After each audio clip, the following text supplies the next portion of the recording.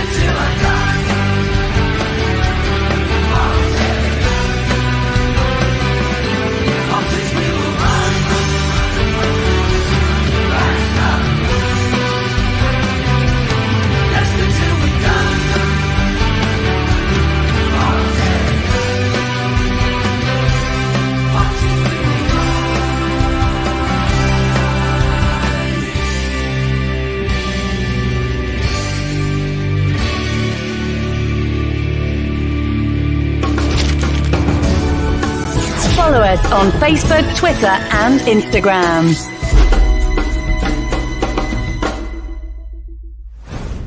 This podcast is proud to be part of the TalkSport Fan Network. TalkSport. Powered by fans. Right, Chris. Yeah, I'm better than I normally am. How the devil are you? Well, it was a dogged performance. At the end of the day, whether we won 1-0 or whether we won 7-0, all that happens is we go through to the next round, which is further than some clubs that are a couple of miles up the road from us haven't quite managed. Oh, don't know if I'm making that a bit too obvious. But look, Kelechi, the FA Cup specialists, he's going to score. You know he's going to score. He comes off the bench. He pops it in. Fair play to him. Walsall 1, Leicester City.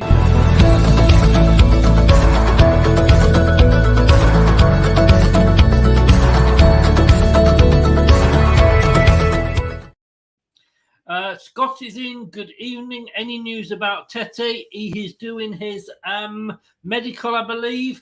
And Brendan has said that he hopes he's going to get him signed. Now, I did read somewhere, and I can see Brad in the green room. I'm just going to see if he's going to smile at this, because I actually saw a report earlier that said it was a permanent move. Did I see a smile? Well, I saw like a resigned sort of, you're joking smile. I'm just saying, Rogers has said no, he can't add anything else. The club was working hard to get attacking options through. And that's it, basically, which is basically what he's been saying all along. Great. Good evening and welcome back, sir. You're back for more of me. You're a glutton for punishment. Like the old British rail lad, we got there in the end. Oh, be careful. That wasn't one of Jimmy Savile's, was it? Because we know what end he got to eventually. And Spencer, afternoon, Chris. We're going to win the cup. Oh, hey. You never know. You never know. Let's never say never, or whatever they say. And Gray's just saying hello. Look, if I'm happy, you got to see what the other guy's like. Never seen him this happy for a long time. All his Christmases have come true. Brad, good evening, sir. And for once, it is a good evening. Yeah, it is. It feels like a bloody long time. It's taken all this time this year to get there, but pleasing result in the end, to be fair. And finally, something to cheer about. First of all, I mean, it was a potential banana skin, and that's probably why the BBC finally decided to show it. Yeah, it was, and it was another classic, wasn't it? It was so familiar for Leicester fans in a not so good way. Same manager that did it with Newport was in charge at Walsall. We're in bad form. They're in good form. It's the FA Cup fourth round. It's away from home. All the ominous signs pointed to us having to watch either a drab 0-0 or Walsall caused the inevitable upset. Very, very few were truly believing in Leicester getting through this, and you understood why. But to be fair, in the end, despite the scoreline only being 1-0, I actually felt quite comfortably Leicester got themselves into the next round. Yes, and I've got to be honest with you. I don't think there was any point where I felt Walsall. Well, there was one save that Everson, and he had a pretty quiet afternoon, if we're totally honest. There was one where he actually went down to save it at his right, and thankfully the Walsall player running in didn't quite get on the end of it.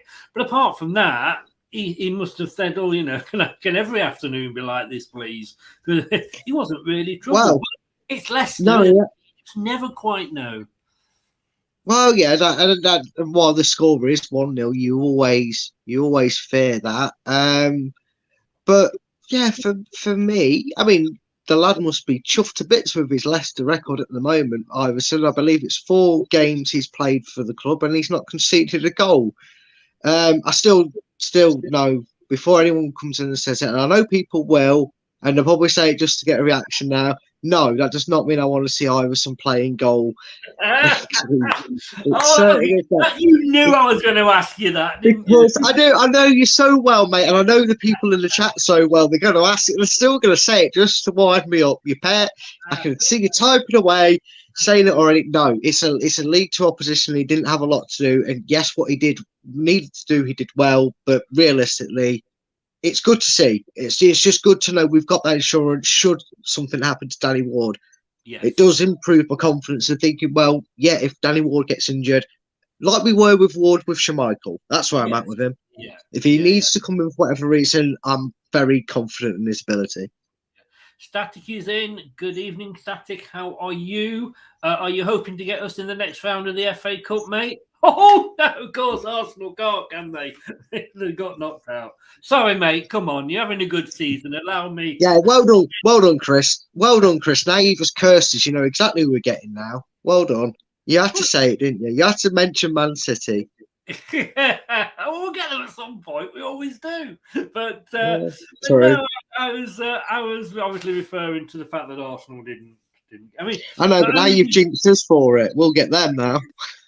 But I don't know what's more embarrassing: the fact that you lose to your title challengers, or the fact that probably one of the worst players they've ever bought, Nathan Ake, is the one that scored the goal. Sorry, Static. Sorry. It's lovely to see you, mate. And I've got you. I think you'll go on and win the league. I really do. We move it well at times, but the end product is stale. It's always been a problem that, and I think that's not going to change before the end of the season. Static says, "Thanks, Chris. I see you getting cocky now." Only because we've won one game. Let's not get too... Static. We're not sure how many times we're allowed to be this smug. So just take us with a pinch of salt, everybody, because it's not been a good season so far. No. In terms of the league. I think this applies to us both, actually. I don't know. It's so difficult not to look smug at this point. That's very accurate, to be fair. I will say that's probably the most accurate thing you could have picked them to play. But it has taken a long time to come, hasn't it? Let's be honest. Well, yeah. That's what my wife used to say to me. But look, I mean, there was a time as well with Everson, or Iverson, however you want to pronounce it, when he came out and he was actually just outside his box in that sort of semicircle bit, which I never know what the bloody point of that semicircle is. You're a goalkeeper, you might know. But there was never... And you could see he was waiting for it to come back so he could go back into his box and collect it. But there was a Walsall player coming down on him, and he did what he should do, and that was boot it into Rose's head. Yeah, again, like I said, it's 4 games he's played, 4 clean sheets when he's played against this opposition, and it's a test as any, The bananas, there's only one person you end up glaring at if the banana skin happens. Because you look at Iverson and go, this is why he's not ready. But he's doing well. He's, like I said, it's it's done him no harm at all. That even if he's not had much to do, he's done him no harm in the way he's proven he can step up to the mark if needs be. And that's all you need. You know, we haven't had a goalkeeper like that, I would say, apart from Ward, when he was cast as number 2. I would say I've not felt this comfortable in number 2 since Peggy Al-Faxad. You know, because we always loved when he played, didn't we, as Leicester fans? Didn't play many games, but he was a cup merchant goalkeeper, weren't he? I haven't, you know. So, yeah, good to see him commanding his box and being confident and not scared of someone charging down at him. Yes. You know, willing to get wiped out. What do you think of the team that was picked? I was glad to see that it was a strong lineup. I think sometimes, given our run of form, and you want to take as many positives out of the draw against Brighton as it is from the weekend before, because where we are and what we're doing on the pitch at the moment, you have to be doing that the way we've gone about it sometimes quite a lot this season. Let's be frank and honest. You just wanted that strong 11 to go out there and by hook or by crook get the job done to make sure they felt like they had a good game. And some majority of players, I'm sure we'll figure out which ones I mean when I say just the majority of players, they had a fairly good outing. Whether they came off the bench or not, they had a fairly decent outing. So, you know, you're hoping now that that's paid dividends. And, I mean, this ties in actually with what Statty said. And Gray has said as well, Iverson will have more to do. Yes, he will. What is the aim for the FA Cup? To get to the semi-finals or to the final and win it again? Or is it to stay up and just enjoy the occasion? I mean, for me, and then I'll come to you on this one, Brad, obviously staying in the Premier League is the main aim. If you're going to me, is it either or, then I'm sorry, for me it's the Premier League. But the FA Cup does provide a distraction. There's no reason. It's a cup competition. You know, I didn't think you'd lose last night, but, you know, that's the way the cups go. You know, who thought Blackpool would have beaten Forest? Sorry, Luke, if you're in. Well, no, not really. But I'd like to go as far. And I think Brendan, looking at the teams he's putting out, because Brendan had, let's say, because I saw Maddison sort of walk off. And I was a little bit like, oh, here we go. But thankfully, it was nothing, you know, and he came back on. If he'd got injured and gone off again, people would have been screaming, oh, he shouldn't have played Maddison. It was only Walsall, blah, blah, blah. We haven't got a B team that's good enough to put out without the majority of our first teamers being in there. And I think if Brendan had then put out a lot of, you know, the under 21s and we'd lost, he would have gone, you know, he'd have got murdered that way, wouldn't he? So yeah. I think he looks like he's going for it. It looks like he's taking it seriously. Yeah, I'd like to go as far as we can. What do you think? Yeah, I mean, for me, I love the FA Cup. I'm so thrilled that in my lifetime I've been able to witness us win it. But I'd never want us to be another Wigan. So if you gave me the choice of you can win the FA Cup, but you do what Wigan did, no, thank you. I'll take the run.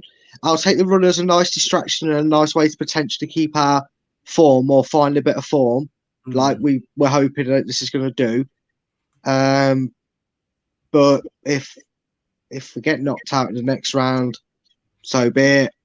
If we stay in the Premiership is the key. You're kind of looking at it as maybe how we found ourselves feeling about the Europa League conference a little bit. We wanted to win it deep down because it's European competition, but if the form in the league kept suffering, we were kind of going, want to win it. If we can do it and do it whilst we pick up league form, then fine. But if not, we have to edge our bets a little bit. But we'll see. We'll see, because we might get further in the competition and we're safe. Yes. You know, we could get to that point. And if that becomes the case, then why not win it again? That's when I'll be going for winning it. It all depends on what we do in the league. If we get ourselves very clear, I'll write this season off and say, well, at least we can go again in the summer. You know, and then why not win a bit of silverware, get that trend back? I think that's how we have to approach this competition this year. Yeah, totally.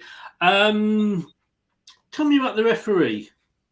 And I'm just going to have to go. Somebody's at the door, I think. So just talk to me about the referee while I am gone. I think it's one of them, isn't it? Some he let go, and then sometimes he'd give a free kick for something that previously he'd let go. I think he played his part a little bit in trying to keep that, magic of the game alive by allowing a few tackles go that allowed Walsall to maybe get on the front foot. But relatively, I don't think he had the worst games. I think he got. I know we'll probably talk about it in a minute or after this, but I think he got the penalty spot on. I think he let the Walsall player off for a dive in the first half when they tried to get a penalty. But it was actually the linesman that had a really good game for me as well. I actually think that linesman on that side, who he gave the penalty, and he called some very good. He made some very good calls throughout the game. So actually, it was probably a different official that actually had a really good game, because obviously there's no VAR in the game because it was at Walsall. So I think a bit of praise has got to go to the linesman for it as well. But he could have grumbled at some of the decisions that the referee gave and then chose not to give. But I don't think he had a bad game at all, the official, Chris. But yeah, it was one that strangely wasn't dominated by the man in the middle on that case. And given the circumstances and the pressure he would have been under at a small stadium, knowing the occasion, knowing the writings on the wall for a Walsall win in terms of the magic of the cup, and he's not to kind of... He's got a very difficult job, because it's not easy to not let that mentally affect you when you're out there on a circle. You've got players, staff members hounding you, which is wrong. We know it's wrong. They shouldn't be allowed to surround the referee. The rules have been made to do it, but they either don't get enforced or they're just not, they're just not willing to strengthen the rules on it. But take all that aside, yeah, I was fairly happy for once with the officiating. And yeah, like I said, from all parts of the ground, it was quite good, because sometimes you do get a few shocking moments in the FA Cup, and I'm not talking about the result. I'm talking about certain goals either being chalked off or standing, because it's probably the one thing we need to get consistent, even if we have to just loan the clubs it for that specific purpose.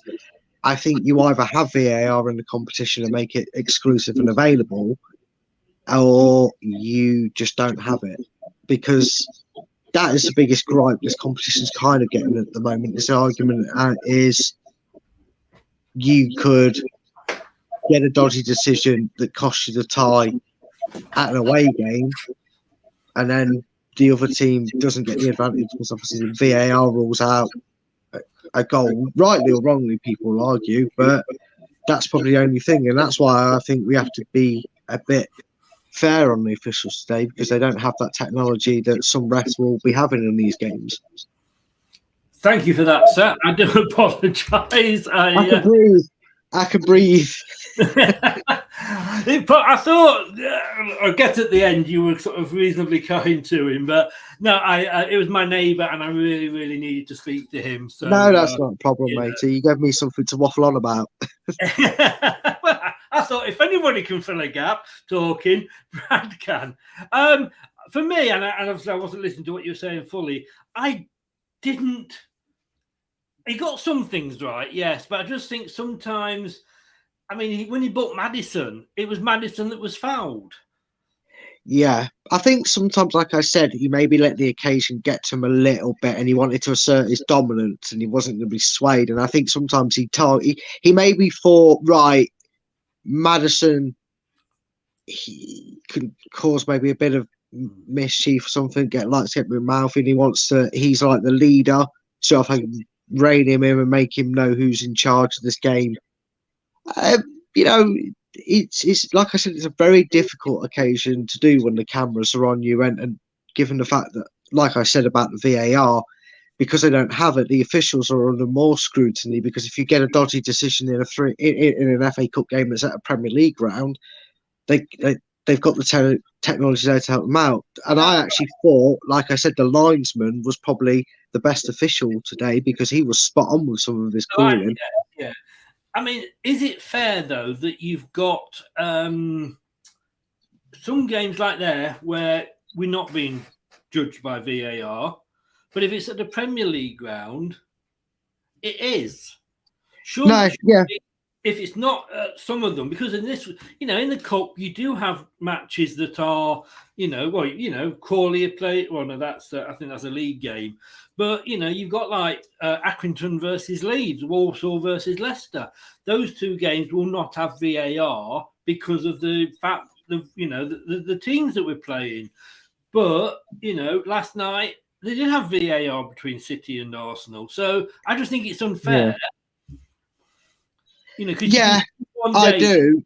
Will go against Leicester today, and in fairness, I thought he hadn't called the penalty, and I did actually take it back because I thought he hasn't given the penalty; he's given it outside the box, but he had given the penalty. Now, had he not given that, and he didn't have VAR to correct him, but the same sort of thing happened in the Man City game last night, and that was corrected, then that's being totally unfair, surely. Yeah, it is. But then you're never going to please everybody because, like I was saying, just as you was coming back, just as you was coming back and like get back in your seat, I was literally just saying exactly that about VAR. You either don't have it in this competition, or you loan it to the lower league clubs, and you loan it them the FA because they can afford to loan them the technology and set it up for them, probably for the competition use. Or come up with some agreement. But then obviously there's some fans that kind of like the magic of no technology, don't they? And that's where you get with these lower league games because I assumed if they could afford it, if all clubs could afford it, it probably would be in the lower league games VAR. But some people don't like, they like what they had. For them, it's don't fix what wasn't broke. And I But I get it. I know I'm with it. It either needs to be in it and in every game or not at all. You see, I'm sure with the League Cup, it is actually only when all the lower teams have actually got knocked out that it comes into, or very much in maybe. I think it's the same. I think it's the same. So I know it doesn't come in. We didn't have it early on, but nobody did. But I don't know. Like you say, let's face it, if we'd have had a decision go against us today, we'd have been saying, we need VAR. Wait till we play Villa at the weekend and say, bloody VAR. What the hell have we got? Yeah, of course. It comes with its own sod's law. Yeah. I mean, very, very typical lower league versus Premier League first half. They were there to frustrate us. They had 10 players behind the ball. The 11 if you include the goalkeeper, whenever they were defending, and they were saying like, "Come on, break us down. We're gonna try and hit you on the break," which unfortunately they didn't do. But the only thing I could write down about the first half was that Gavin Ward showing off for the TV cameras. But the second half, it got a little bit juicier. And I've got to say, we did touch on him, and we will touch on him again more when we do the ratings. Youri Tielemans. I actually said during that watch along earlier, will somebody please come in and buy Youri Tielemans? Now, he has just taken one of the most awful goddamn penalties I've ever seen. If that hadn't hit the post, the goalkeeper would have got it. It was like a grass skimmer. What do they call them? It just bounced. Daisy cutter. Yeah, daisy cut. It was. There's no power bit. It was an awful. Whether he mishit it or not, I don't know. But it was a goddamn awful penalty. And all we had off him afterwards was smiling away, got his arms in the air. I'm like, fuck off and go to a club that wants you. Excuse me, I swore then. Go away and go to a club that actually wants you, because if that's the sort of performance, you're Brendan's bum partner virtually. It's the only reason you're getting on the pitch. We've got better play. We've got like Pratt that we could be using. what? I just want him gone now. Yeah, it was an awful game for Yori, wasn't it? It really wasn't. We said that. You said that Yeah. before, not so long ago, and got absolutely roasted. And I was with you when you said it. You know, again, always, it's Yuri Tillemans, 40 million, our most expensive player. We can't dare say boo against him. But it was goddamn awful. How he stayed on that pitch, I don't know. It just seems like maybe the club have turned around to Brendan and said, we ain't going to get money for him. He's clearly not going to sign. Let's try and squeeze as much value out for him and hope that he keeps having one of his magic moments like we know he's capable of. And he did try today to do that. But, you know, when you just see a player have one of them games, he just had one of them games. He really did. The smiling after the penalty probably wasn't his smartest idea, but I got to see a lot of the replays, and it doesn't justify it, but he's literally just realised exactly what's happened. He scuffed it, he's kicked the turf out of the ball, and then it's hit the inside, and then just when he thinks he's got away with it and hit the inside of the post, it's gone that 1 out of 10. How many times do you see a shot hit the inside of the post and less than that? He's just scuffed it, and he's not scuffed it well enough in a weird sense to kind of get away with it. Because if he'd have scuffed it and it hits inside the post and it goes in, we go, oh, thank God for that. Bloody hell, Yuri, you nearly scuffed that wrong, did he? It's bad, but he wasn't brilliant, and everything he tried to do, Chris, it just made it worse. And it was one of them, we're like, please take him off. If not for Leicester, just take him off for his own good, because it's just destroying the Yuri Tillemans that we used to know. Yeah, my disagreement with that is that when you say like he has, you know, he's had one of those games. So he hasn't. He's had 3, 4, 5, 6. Yeah. It's just he's playing like he's playing like he's stuck on repeat. Yeah, I mean, I'm not saying he's not putting the effort in, and he stood up and said, "Oh, I'll take the penalty," knowing what could possibly happen. Because if they'd gone and scored at the other end or whatever, it would have been worse. So he's had, the guts to do that. But I just think his heart's not in it. Like I say, yes, he's going out. Yes, and that's the strange thing to say when I'm saying, he's giving it all. He's not doing a French Voldemort. He. Yeah. But, I think that's. I do think that's his only saving grace with Leicester fans right now. Is you at least see him do things and he's trying things. He just seems done in. Yeah. It seems like he's just lost that passion a little bit to go about it, or confidence. I don't know. But you just see him have little spells in the game. And because we're used to Yuri doing it for 90 minutes day in, day out, week in, week out, he just looks done in and he can't motor. He looked like it when he was playing for Belgium. He looked like he was strolling around that field. He is mentally and physically burnt out. And he needs dropping. Yeah, I agree. Give the but like I said again, and I've said it before, and I said it during the watch along. Brendan only has a small selection of players that he trusts, and he'll keep on playing them rather than bring others in. Now, Pratt looked good when he came on. But I'm happy to see him back in it, by the way, just to say. Sorry. Yeah, it is, yeah.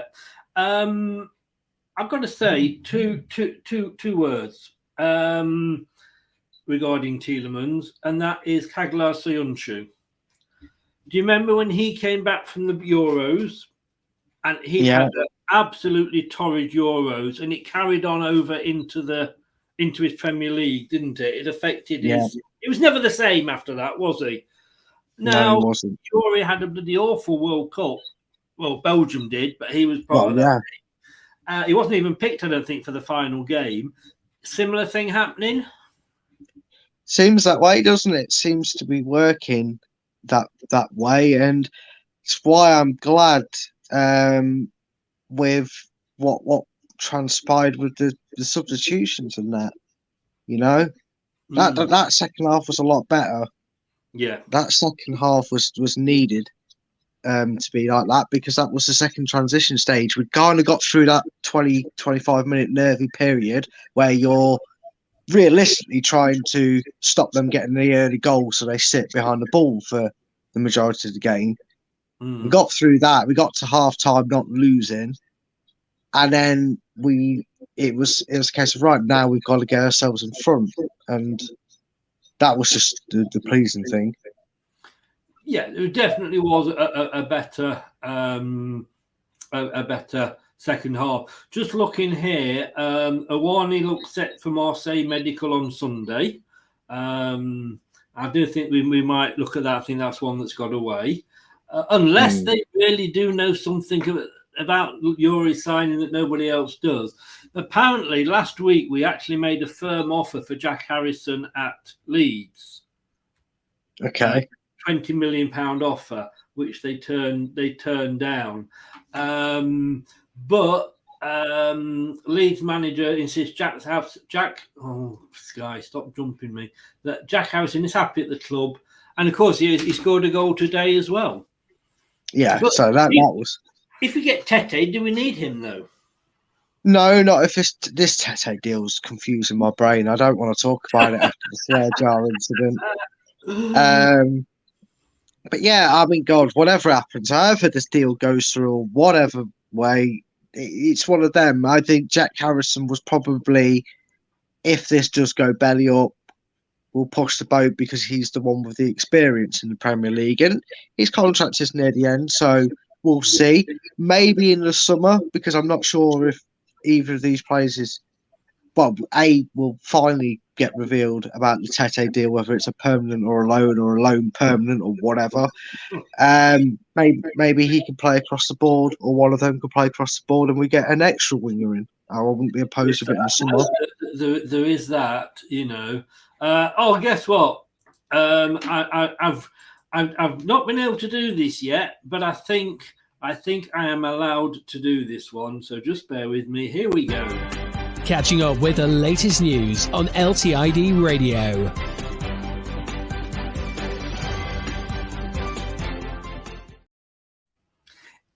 Vardy's out for 2 weeks with a muscle injury. Oh, for God's sake. Well, at least one part of the fan base is going to get the wish. Daka or Iheanacho are going to get started for the next few games. Yeah. Which is what they're going to need. One of them needs it. One of them needs to take the opportunity. And I know instantly people will go to the goal scorer, Iheanacho. But one of these now, unfortunate as it is to hear, because obviously at least it's only 2 weeks and not a longer injury. We hope there's nothing wrong with the, return, and he doesn't take a bit longer. But someone's got a very, very small, granted, window. But if someone can take this opportunity now to really make a case for maybe being the starting striker, or I don't know, 2 up front. I don't know, but I know. I'm living in a fantasy world, but Iheanacho came on. Again, I didn't think it was going to make any difference, to be honest with you, because he's not a lone striker, but he did bring something to the game, and it had a couple of efforts before the goal. I mean, okay, it was his goal. You've got to say it was his goal, because I think it was on target, but it did take a deflection, and their keeper was unlucky. But you just know he's going to get a goal for you in the FA Cup, don't you? Yeah, and I really should have had more faith in him. It was funny that, actually, because I was actually speaking to a mate of mine throughout the game, and it got to about half time, and I said to her, what changes do you make in this team? Because we were just happy that we got through, obviously 0-0, like everybody probably was. We weren't losing the tie. Yeah. And I was like, oh, I think we should go 2 up front. And I've asked her for the lottery numbers, because I'm going to be a millionaire after tonight, because she said to me, she goes, I think Iheanacho should come on because he loves scoring in the FA Cup. Dennis Pratt needs to come on, And she was like, then she said, and I'd like to get half hour's worth of seeing what the new left back can do. And she called it spot on. She said, Ian Atcher would score and we win the game 1-0. So I'm going to be rich after this tonight. So I'll get a donation. So I couldn't believe it. But Ian Atcher, I told you the stats afterwards because I had to check it up, didn't I, Chris? I think it's 24 games he's played in the FA Cup for Leicester and Manchester City, scoring 17 goals. It was never in doubt when he came on the pitch. I even tweeted to Walsall, tongue in cheek, and I gave them a compliment. I said, very well played, Walsall, today. But we all knew the second this man stepped on what was going to happen. And I just put a little meme that said, you've just been Ian Atchoed, which someone has created. So, it just seemed inevitable when he came on, didn't it? That we score. Although it did come with fortune. But still, we'll take it. Sorry, who did you say that predicted those 3 changes? Just a friend of mine. She made all the changes and gave the half hour. Get her employed at Leicester. I said that. I said to her, if I ever somehow become a Leicester manager or we need a manager, I'm putting a name forward. So quite right as well. Let's just have a look if there's any other news. Apparently, just before we carry on, I don't know. I haven't read anything about this, but Scott was asking, are we after pair shirts from Torino? I didn't know, but then Raiha said we apparently bid 28 million and Pratt for him. Don't know him. Can't comment on something I have no idea with. I wouldn't be giving Pratt. I wouldn't give him those weird names that I'm going to say out loud, and it means something else. You know the ones I mean. I know what you mean. Yeah. Let's just have a look. Pershers. He's a Netherlands player. Let's have a look because Wikipedia's never wrong, is it? I mean, Tete yesterday went from Leicester to Forest to Derby to Brendan's reserve. Yeah. I tell you what is funny, Chris. I was just, I get rid of my notifications when there's too many popping up. I've just seen a video that Leicester City have actually uploaded. It's Kelechi Iheanacho's post-match interview, and he literally says in his interview, "I love this competition." No dice, mate. Obviously, yes, clearly you do with the golf game you have. I tell you what, let's be honest with you, he got us to the final last year, didn't he? Yeah, he did. He did. He scored some vital goals. Now, I'm just looking on football transfers. He's valued at 15 million euros, but then again, you would have known that, wouldn't you? You're the expert on values. Apparently so, yeah. Yeah. I wouldn't be offering Dennis Pratt though. I know he went on loan there, but I wouldn't be offering him. I think Pratt's very vital to this second half of the season. Yeah, definitely. If you go back to May 2021, it went Upanenko, Kabak, or Schurz. Liverpool transfer targets assessed. They didn't get that one right, did they? No. Andrew. I heard of his brother, Perfume. It's not as bad as his cousin, is it? Performance.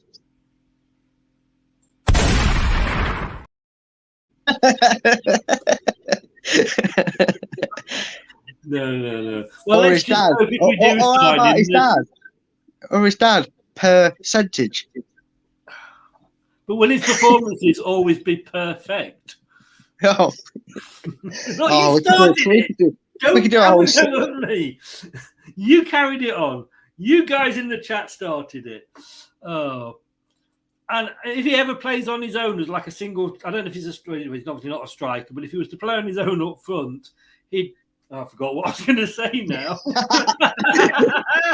When you forget your own joke, it's bad. Bad. That's God telling me, don't say it, Chris. Don't go there. Okay. I guess though, if he's got any boys, children, they would be per son, wouldn't they? Oh, oh dear. Oh. Right. Right, well, moving on. Let's move on from that. Latest in the Isle of Man Walsall 2 Leicester 1.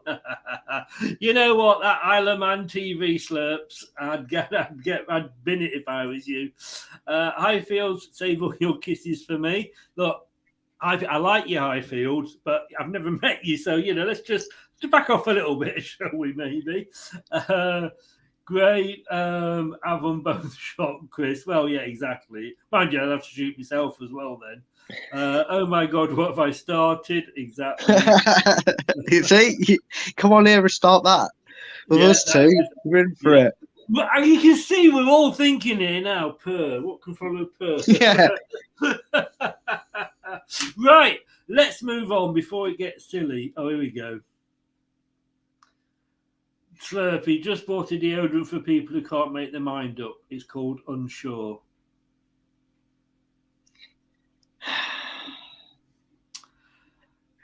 Slurps. I mean, that is work, because that is only your second comment you've come in with, and it was that. I will look for you. I will find you. And I will kill you. We know the Isle of Man, it's not a big island.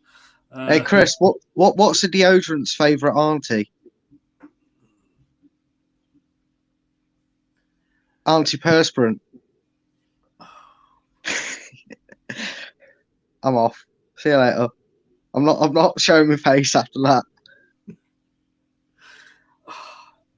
Somebody came up to me and said, I'm actually going to I've had to buy a new deodorant, but please don't tell everybody. I went, sure, mum's the word. That's so bad. Oh, tell you something. Sunderland have forced Fulham to a replay. Yes, yeah, it literally just come up. Good, you've changed the subject. Let's move on while we can. Quick, right. Run with it, quick. Dear, oh dear, somebody's just said. Right, let's have a look at this lot then, eh? So, stats time. 1-0. It was 0-0 at half time. As you can see there, the top 5 performers are all Leicester players. Castagna got their man of the match on who scored. Let me just take that banner down. Wout Faes was second. Mendy, I thought, had a great game, was third. Tielemans, 7.3. What? No, I'm not having that. I'm going to send a strongly worded letter in. Dear who scored? What are you thinking? Giving Yuri Tielemans a 7.3. Disgusted of Leicester. Total shots, Daka got 7, Tielemans 4, Barnes 4, Inacho 4, and then finally we get a Walsall player on. Tackles, we've got only Mendy and Dewsbury Hall in there. The rest are Walsall players. And dribbles, Tielemans got 2. That's nothing to write home about, is it? But Maddison, Faes and Castagna were also in there. So there you can see attempts on goal. 28 to Leicester. 8 for Walsall. 24 from open play for us. 2 for Walsall. Set piece 6 for them, only 1 from us. Counter-attack 2. Do you think... Or are you asking the question that I'm asking, is what has happened to our set-piece coach? In what sense? We seem to be getting a little bit bad at them again. Yeah, but we've been missing Maddison for that. And Yuri's taking the corners when he's having one of the worst games I've ever seen him having a Leicester shirt. Just kind of sums up where our ability is on set piece takers. We're also not blessed with height in the box, especially when Evans has been injured all season, who's probably our tallest centre back. I believe. So we're not blessed with height from corners. It's why we rarely score from them. So unless Madison's on form and he's having free kicks from the edge of the box, we don't really create much from set pieces. We never really have, to be honest with you, which is a little bit disappointing given the potential talent we have that can find the top corners with their side footers, like Barnes and that. So, yeah, I don't know. Set piece coach can only work with what he's got in front of him, and if he doesn't think there's many up to scratch on taking them, then he's got to work with what he considers to be the best. Yeah, and that's a very good point. And Gray, that is bad as well. Go and wash your mouth out, sir. Back in the 70s, I saw my GP go on about soap. He said, that's life, boy. I don't know. God. There was a period in that game, moving on very, very quickly. There was a period in that game, I think, where we had 3 or 4 corners, one after the other. Tielemans constantly was on the far side when we were in the second half. Tielemans was constantly not getting the ball past the first man. Yeah, he was incredible at picking out the tallest defender they have on the pitch. Yeah. 3 corners and white-headed all 3 of them. He didn't have to move an inch. I mean, that's accuracy. It's just a shame. It's just a shame it was their defender he kept making sure he had the ball. Yeah. But that's what I mean. It's either favouritism, which we know he has anyway. We know he has that with the situation. We're trying to do everything we can to suddenly brainwash him into a contract. It seems, like tongue in cheek with the brainwash, but you know what I mean. Like trying to coerce him into a new deal that will put him on anything he can. And we made the same mistake with Madison. Remember last season, I was always saying he takes free kicks, corners. He takes short free kicks. He takes long free kicks. He takes throw-ins. He pretty much does everything on the pitch, and it was burning him out. And I think we're putting too much emphasis on Youri Tielemans to do a lot. So that doesn't help him either. Why can't Dewsbury Hall take a corner? Why can't Barnes take a corner? Indeed. Barnes is a winger. Surely we trust him enough to put a cross in the box. Well, couldn't do any worse, could he? Could not do any worse at all. James wants him to be number 1. Gray says you could see more of his tackle than Leicester's put in. I'd rather not, Gray. I'd rather not. And then we're back to, for those of you that missed it last night, of course, there is the old be careful where you pause your video picture of Mr. Anthony. I can't help, every time I see that, it makes me laugh. I need to grow up, don't I? I'm a big kid, really. I do need to grow up. But look, here we go. These are the ratings here. I mean, the highest for Walsall, I think 7.2, which is their goalie, which probably says it all. I still can't see Tielemans getting 7.3. I really can't, especially with him missing the penalty. And I know that's not the end of the world by any stretch. Sorry, somebody in the chat has just said that Tete has passed his medical, but I haven't seen it at all. It's not coming up on any news that I have seen. I can imagine that they won't bother announcing that he's passed his medical. They'll just announce that he's signed. So maybe in half hour, 40 minutes or so, we might see something break on Sky Sports News. But I just don't see, if we know it, Fabrizio's already noted that he was coming over today. So the only breaking news... We've played away. We're not at home, so Brendan's not there. Yeah, but Brendan's not involved in the transfers. We all know that by what he says. Well, so yes, but as long as certain member of staff would have been left behind to go and do his medical. Oh yeah, but what I'm saying is, I think that they would want Brendan there for the announcement. Possibly, but I can maybe now say this because I don't work for the club, but they tend to get the player in, have him go to the medical, take him to the ground, take his photo, and do all that first. Managers are huge in the announcement of a player. They'll probably get Brendan in the next post match. They may ask him. Leicester City themselves might do a video with Brendan and it talking about him, but it's normally the bigger focus on the player. Brendan knows he's getting a player, or he's been told he's got the player, and that'll do Brendan until he gets asked by the press. Yeah. So it was 28 shots to Leicester. Daka had the most, 7. After that, it was Tielemans, but Inacho had 4, and he was only on for 20 minutes. Yeah, but we said this earlier, and in a weird way, and I agree with the comment that said about Iheanacho. No fan at the club doesn't like Iheanacho, because we all love Iheanacho. And maybe we found ourselves one of the niche players. I mentioned it earlier about number 2's being the backup, and I know that it's different, but we always love to see our Faxad come off the bench, didn't we, when it was a cup game? And I'm not saying just in cup games, but I said it about, and I'm sure we've probably all said it about certain players. The one that most comes to mind to me, because I always called it him, was that Chicharito Hernandez that was at Man U. Sometimes you just get a player that's better to impact it because of how he changes the diversity up front.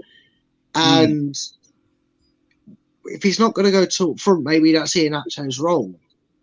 He comes off the bench, he changes the dynamic, because he's a different striker to Vardy and Daka. So he gets their defence thinking. They maybe have to reshuffle, and he seems to really be able to take advantage of that on certain 10-minute spell that they take to adjust to him.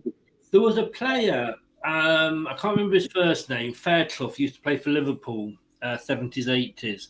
He was like the first proper super sub, ginger-haired guy. Never played well when he started, but my God, he could be like, top goal scorer for the club just as a substitute. He really was a super sub. But this one's interesting. This is the possession one that I've got up there. And you're looking at Dewsbury Hall had the most. Oh no, Tielemans had 12.5. He just didn't do much with it. I might be really unfair here, but he had 12.5% possession. So we're still putting everything through him, aren't we? But Amartey 8.5. Now, we've got a show coming up Monday night. It's called Room 101. If you've ever watched it on the telly, it's the same as that. We've got 2 Leicester fans up against each other. I'm going to try and keep it to Leicester fans, so I want Brad to come on as well. And basically, they will nominate their worst ever goalkeeper, defender, midfielder, striker, and then a wild card. And somebody, let me put it this way, Brad will probably know, isn't a big fan of Amartey, so we might be seeing him on Monday night. I thought he had a fairly decent game. Yeah, I don't understand the disdain that some fans, they're all entitled to an opinion. I just don't understand it. Maybe if there's people in the comments that don't like Amartey can give me their reasoning why, I'd be happy to understand it. But what do you expect from Daniel Amartey? Do you expect a world-class centre-back? Because I certainly didn't. And I certainly never expect to see a world-class centre-back. With the greatest respect to him, I see a defender that is pretty decent at what he does, but he can sometimes be a little bit indecisive and slow. He's a good defender, a good centre-back. He's just not he's never going to be anything more than that. And unfortunately, you're going to see him make some errors from time to time. But I don't understand the pile-on of hatred, because when Soyuncu's been throwing his toys out the pram, when we had French Voldemort out injured, or Evans was cropped, this man has stepped up to the task in hand. More times than not, he has stepped up to the task in hand. We voted him our most improved player that season. Yeah. He was a starlet in the Cups. He was a starlet in the Community Shield. I don't get why some people just never seem to see that Amartey as an actual decent centre back, because that's what a good centre back does. They have they have games, but then they'll have a bad game, and that's unfortunate that Marty's never going to be better than that. But what did we expect with a Marty? I think with a Marty, for me, he is a player that you want in your squad, because we know he's got a couple of defensive roles and certainly a midfield role in him there as well. So he's very much a utility man. We know if Johnny Evans was fit and could stay fit, we wouldn't see a Marty. And I can remember, if you're going back to the I will take you back to the Community Shield, Man City, and I heard his name announced as part of the team lineup walking up Wembley Way or up the steps to the stadium, and I can remember the groan that went out from all the fans around me, and I thought, they're all Leicester fans. He had a decent game, but I mean, in fairness, Man City had the kids there, so he is what he is. Like you say, we want, he was our most improved player of last season. Yes, I like Soyuncu, but I like the old Soyuncu. He did decent though against Man City. He does decent in the League Cup games. Well, he did until Newcastle, but nobody did well against Newcastle. But as you said last night, and I've got to be honest with you, it's something I never thought about. But last night, you made a very, very good point that this is more than just he's not performing at training. Yeah. Because it's gone on too long to be not performing at training. Somebody's not performing, he wouldn't even be getting on the bench, I don't think. You know what I mean? It's just think more there that we do not know about. Yeah, there is. And I put forward the idea that the same random, out of nowhere transfer activity seems to speculate around his name, and never materializes to anything other than just a random ass rumor from nowhere. And it just, I think he needs to, it might be too late for his time at Leicester, but I think he maybe needs to look at his agent and think, what are you playing at, mate? Oh, look, one team in Nottingham played today and one team in Nottingham won. And it was the black and white half, I'll tell you. But and fair play to Dewsbury Hall as well, 6.9% possession. If we look at, which we will, pass rates, there we go. 96 Mendy, again, to me, unsung today. If you look at, one of their centre midfielders there, Knowles, he was on for 90 minutes and he got he made 27% successes with his passes. Even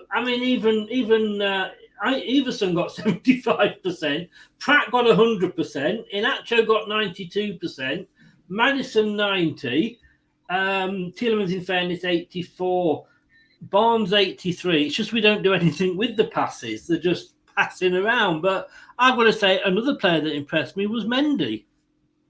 Impressed me as well. And I think I may have said this before. And I'm going to say it again if that's the case, or for the first time if I've not said it maybe on one of these shows and I've just said it elsewhere.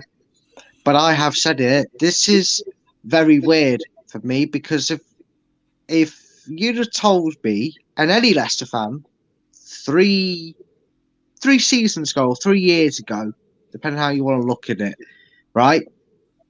Out of all your central defensive midfielders, Brad, or any Leicester fan, like I said, like yourself included, Chris, if I said to you 3 years ago, you're going to see, or maybe you're going to have a very good argument to say that Mendy is above Ndidi in the pecking order right now, you'd have been laughed at, because Ndidi was class. Mendy was clearly just that desperate player that we couldn't improve the depth, so we have to keep him around.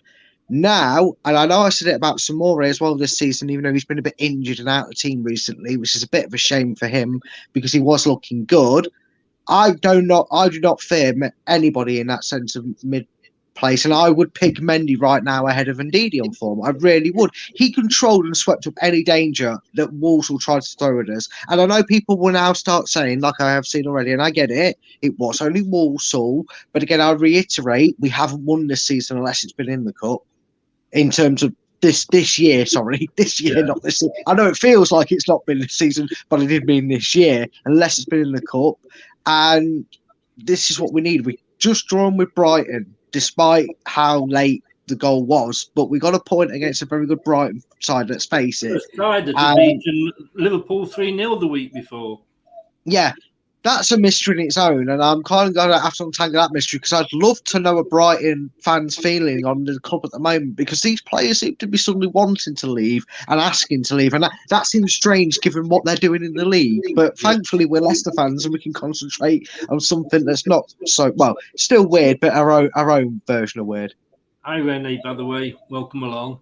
Howdy, buddy.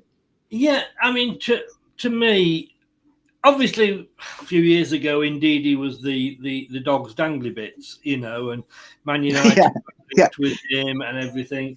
But this season, there's myself, you've just mentioned it as well, and Craig, we've all said, no, if we've got a choice, we want Mendy in there. And to be honest with you, we came so close to letting him go, and he is a couple of times. He is the only player that has won anything in the past 18 months at Leicester.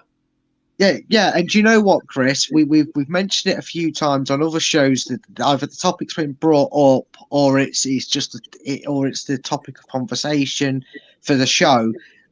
We've mentioned it a lot recently about players or potential strike partnerships that could have got away from Leicester. You know what could have been, and you know, like we said with the transfer of the player that's gone to Marseille, is that one that potentially got away from Leicester? You could say this about Pratt as well. And what I'm about to say is, Mendy and Pratt are probably the polar opposite of that. Where there may be two players that you look back on and go, "Thank God we kept around." Because Dennis Pratt, who I know we're going to get to, he falls into that category, doesn't he, Chris? It looked done and dusted. It looked like his time was up so many times, but we kept him around, and you know we extended the contracts. And yes, it's only just started to happen with Pratt, but you know, considering he came off injured and when their hearts sank, and he was ready available this week, and he got on the pitch again. It's good to see, isn't it? Two players that maybe. We're glad we kept. I would love to keep him. If Tielemans is going, like I said to you, let him go. But I'd love to keep Pratt. I think he would be the perfect replacement. And it would save the panic on trying to replace him, wouldn't it? If you've already got someone there, it's like Dewsbury Hall, and I'll mention him more in the ratings because you know I'm going to have a little man crush session over Dewsbury Hall from what I said to you backstage. Yeah. Breaking news: we have a managerial sacking. Oh. Aberdeen have sacked manager Jim Goodwin after today's 6-0 defeat at Hibernian. That's probably the least surprising decision ever taken, because they also lost 1-0 to about a 6th tier team in the cup the other day. I was just thinking it was them, wasn't it? Yeah, it was Aberdeen. It was. Yeah. So those are the aerial battles won that you can see there. And let's just have a look. Tackles. Mendy, look at that. You see again, Mendy 3. Dewsbury Hall 4. And like you say, we'll come on to him. Christensen 2. After he came on, he looked good. He looked good. And look, I'm not going to get drawn into 30 minutes against Walsall. No. Because we've seen two sides of that, haven't we? We've seen that, yes, this could be a promising sign, but we could also have a Vicente Diabate moment. You read my mind so well. I do. You may have mentioned him once or 20 times over the last 3 shows that I've been on with you. So I had a feeling you might mention him again. But no, it was good. I mean, one point I can't hide away and say is when he got the ball, at least he faced the right way.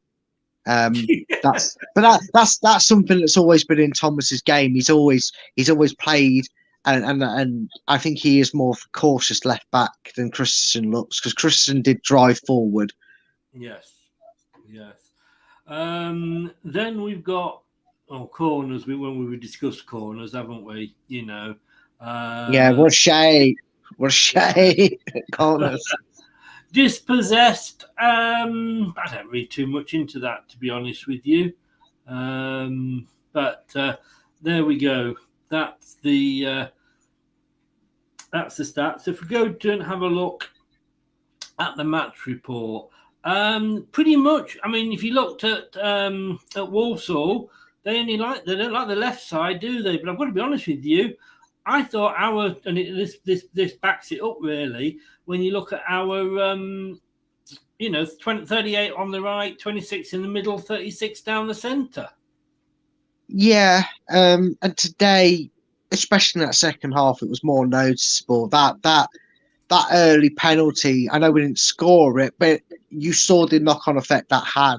Walsall, unfortunately for them, and thankfully for us in a way, that kind of helped, because that kind of got them a bit edgy on the movement. They were a little bit more careful with what they did, and that helped allow Leicester a little bit to turn the game in their favour and start to dominate. And it looks good. It looks a lot better and seems a lot better, and doesn't sound so backward sideways when you win, does it? Because you only remember us knocking it around nicely in the middle of the park and across, and playing it nicely across left and right. But it was a bit untidy at points. We have to remember that. But yeah, it's nice to see that we can spread the attack out.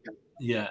Pratt has quicker feet than Yuri, so I tend to agree with you. Gray, you're really showing your age there, Ken Goodwin. I'm sure Brad has absolutely no idea who you're on about, and I only just remember him. I recognise the name Goodwin, but I wouldn't. I take he was a comedian going back to the 70s. A comedian. Well, possibly not. No, he was funny enough back in the day. Fair enough. Damien says we was rubbish. I think that's been a bit unfair, personally. I think that Damien's probably not going to be the only fan that has that interpretation, because of the scoreline and because one of the key players in our squad, in terms of what we know we can expect from them, had a very, and I'm being kind here, average game. Poor game. No, I'll say it how it is. He had a very, very poor game. That it seems that way, but at the end of the day, you have to take the occasion as we were. And yeah, we were. I'm not saying that we were brilliant, by the way, but if you was to ask someone to do a kind of bland, boring, steady Eddie job and avoid the banana skin and not really look like conceding a goal, let's be honest, apart from that spillage by Iverson, like you said at the start of the show, I don't really remember. Oh, right, no, sorry, they had one, didn't they, where he blasted it over by about 40 yards. Apart from that, I don't really remember us looking like, oh, we're going to concede here. It never really, for me, got that Newport County feeling to it, if you know what I mean. So I would say it was a solid enough performance to do what we needed to do, given the form we were in going into this tie. Yeah, I mean, Gray said there we were adequate. I think sometimes, again, I understand what Damon said. You know, if we'd gone from 6 or 7-0, we'd still be in round 5. You know, and I said this last night, didn't I? I said this on Talk Sport the other morning, that this is Walsall's FA Cup final. Whatever we say, we are a Premier League team going to a club, new owners, I grant you, at the Poundland Stadium, sponsored by Poundland. Yeah, I jokingly threatened that if Walsall beat us, I'm never going to be able to go into Poundland again, am I? We're not. Leicester fans aren't allowed to shop at Poundland if they'd beat us. No. But this is their final. they are going to put 11 men behind the ball. They are going to try and hit us on the break. If they get a replay, it's a big payday for them. And, not every team is going to go and score 4 or 5 against these lower division teams because of the way they play. Yeah. And again, let's look at them chances in a different light and say Leicester of old, if you will, to give that's the phrase we tend to use when we're in bad form. We think back to Leicester of old because we've become quite accustomed to it as Leicester fans, that we play fast tempo and that we have lots of chances and we score lots of goals. We've gone through quite a period that we maybe didn't appreciate as much as we should have, given the last season and a half, I would say, in terms of how it's gone on the pitch. But we've become so accustomed to that we talked it backstage, didn't we, Chris, and both agreed that on another day, the old Leicester would have actually won this game by the scoreline we were hoping for, which was they would have won this game 3 or 4-0 because, yes, they snatched at chances and, yes, they didn't connect with the ball that well. Daka, notably, he improved with each shot, but he never quite had he wasn't afforded the amount of shots it was taking him to finally put the ball in the net. But on another day, we would have scored the 3 or 4 goals and it would have been more comfortable.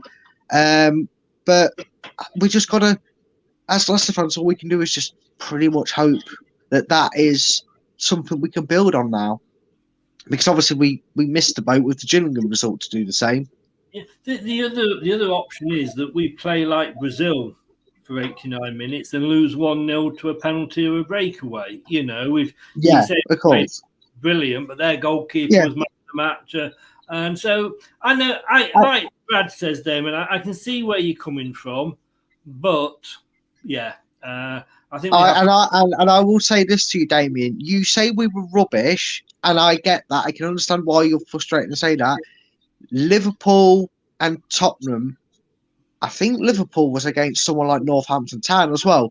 They're 2 teams that stand out for me that I infamously remember played full-strength teams and lost to lower league oppositions. So we might have seen rubbish in your eyes because we put out a full-strength team and only won 1-0. But I'd rather see it done 1-0 than be sat here raging, making Chris a millionaire with a swear jar and losing that game. So that's the way you've got to try and take it today. Yeah. Let's say we put that performance in against Villa in a week's time, and we win. If we win 1-0, I'm taking it. Exactly. Years ago, I can remember, was it Malcolm McDonald was playing for England, and I forget who we were playing, but it was one of the minnows. And I think we won something like 6-7-0, and he got 5 goals, the only guy that's ever done it, sort of thing. England very rarely now get those sort of results. Yes, we still do against like the San Marinos maybe, and but teams that in the past there was a huge gap. There isn't now at international level. That gap we've not got any better. We've the top teams have always been good. When would you ever thought you'd have seen a team like North Macedonia at a competition, or you'd have seen Costa Rica at a competition? The gap is getting smaller, and it is also, I believe, in English football as well. The gap between the Premier League and some of the teams, Walsall got new owners, Gillingham got new owners and have started really. Look at Wrexham, they've got Hollywood actors as their owners. And we are not a good Premier League team. We are a team that's in that Premier League and holding on by our fingernails. We are literally dangling over the abyss. We've been rubbish all season, not just in that game. So, as I say, for me, and you'll take it. Yeah, and also you have to give credit to Walsall.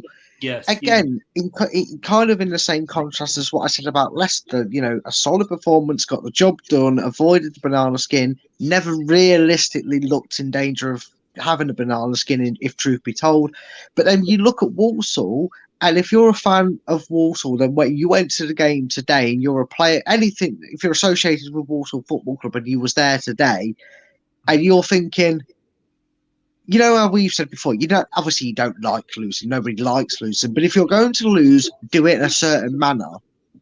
This is exactly like you said. It was their FA Cup final. They gave everything they could to that performance, and if they were going to lose, and you said to them, "You're going to lose." Sorry, to spoiler alert. I'm from the future. You're going to lose, but how do you want to lose it? Would you take a 1-0 loss? Yeah, I'd be gutted, but if we only lost it 1-0 and we gave everything, I'd be happy with it.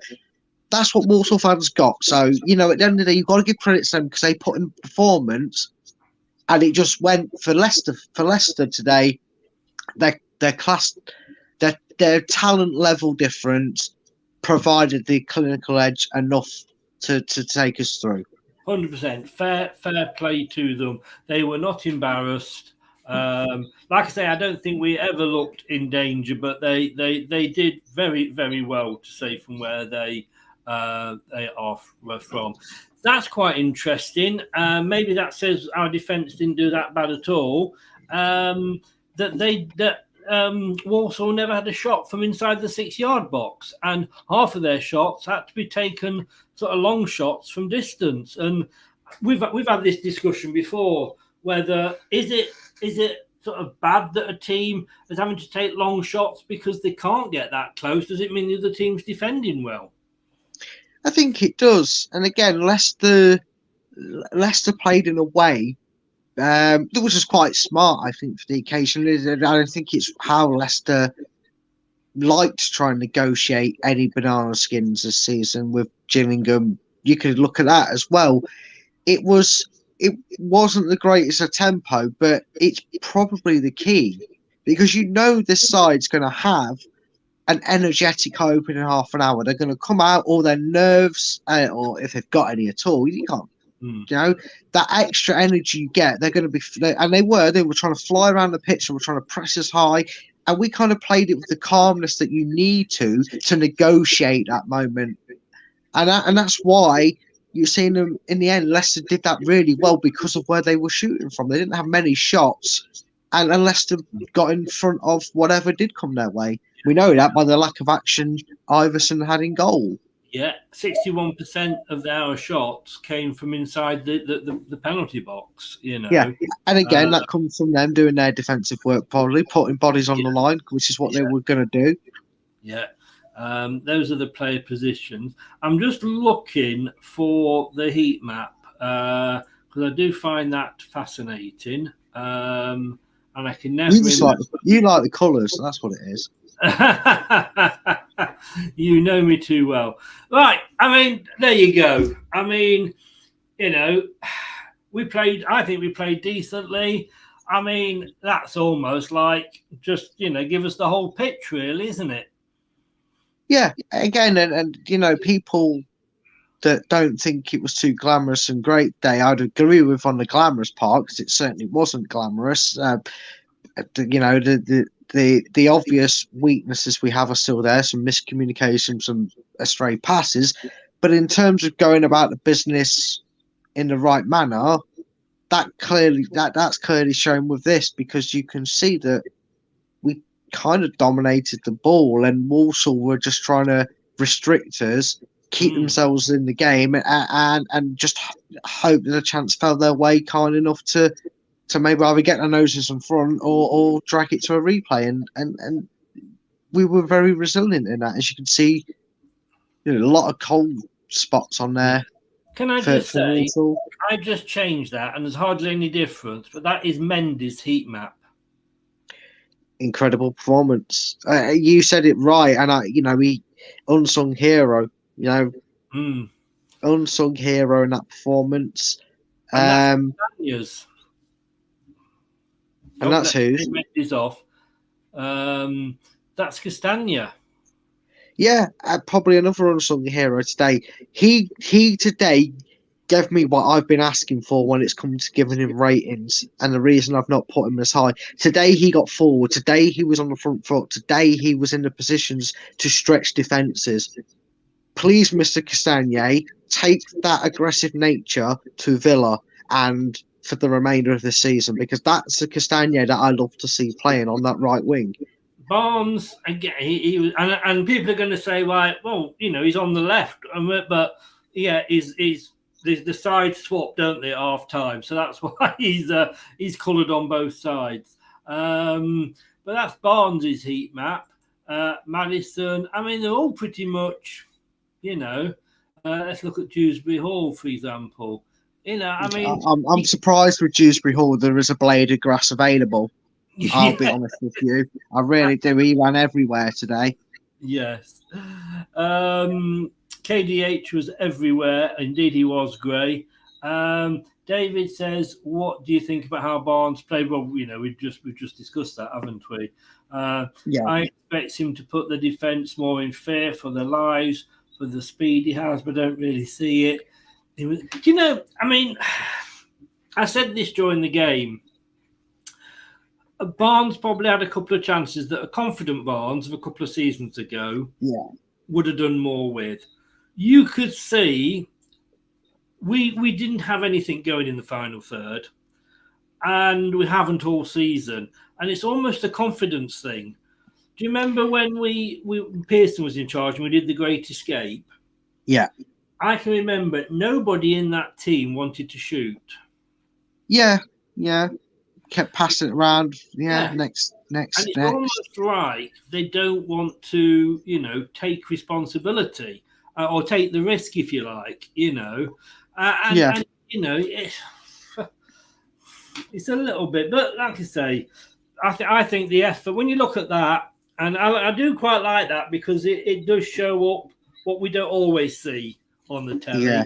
And although I will say today, there was probably 2 spells where Leicester did have a flurry of chances, and they were from the edge of the box. But you felt today that Leicester tried as many times as they could to at least get a few shots under their belts a bit more today. When the opposition, and I know, and you have to remember as well, there's a few block shots because Walsall defended resolutely today. Again, we've spoken highly of them all game, and you have to in this occasion because if they'd have played their part wrong for this, for the neutral, and they'd have been on the front foot and tried to and left gaps in, and we raced into like a 2 or 3-0 lead, would have been sat there going, oh yeah, but we smashed them, and we'd be having a different sort of press conference and taking it with a bit of pinch of salt maybe. But the fact that they played so well and put in their efforts doesn't probably even tell the full story of how we attacked today, because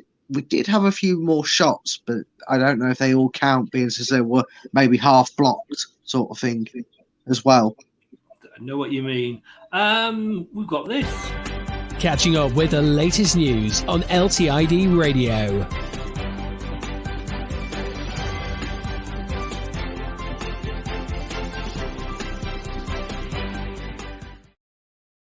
Breaking news for you. You thought he'd gone to the Middle East. You thought we would never see anything of him again on Sky. No, half an hour programme tonight, Premier League icons, all about Ronaldo.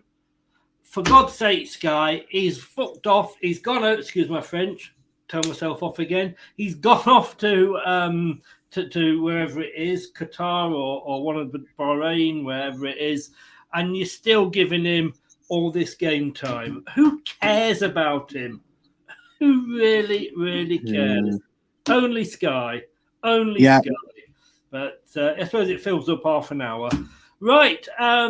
It's time to judge the players, and we are going to be doing that. We'll do it, I tell you what, straight after this, because I need to stick a break in for the podcasts. He says, if you can find it. Oh, God, I used to be organised. Here we go. This podcast is proud to be part of the TalkSport Fan Network. TalkSport. Powered by fans.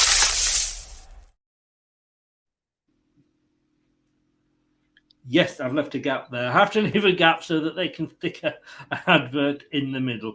Right, let's get this up. And this is going to be very interesting. I don't know whether I think we should agree on a lot of this. We had a little bit of a chat before, didn't we?